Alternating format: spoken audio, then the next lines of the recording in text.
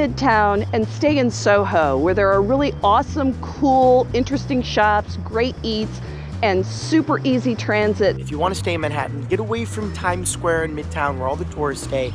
Come down to the East Village because this is where the local life is and the best bars, the best restaurants. This is why we do our cocktail tour in this neighborhood. Get over the bridge to Brooklyn. All of its beautiful brownstone neighborhoods, its mom and pop shops, and of all the neighborhoods in Brooklyn, my favorite is the Carroll Gardens, Cobble Hill neighborhood, where we do our brownstone tour. Amazing food, beautiful buildings and architecture. I suggest staying somewhere that's accessible by at least 2 subway lines, since the New York City subway, especially on weekends, is pretty unreliable. One of these areas, for example, would be around Atlantic Terminal in Brooklyn, so you could look at Park Slope, Fort Greene, Boerum Hill. These are all great areas to stay in, and you also get a local feel. Great neighborhood to stay is Park Slope in Brooklyn. There's hotels, lots of subways for getting in and out of Manhattan. It's also a cool neighborhood to hang out. I would recommend for people to stay in Queens.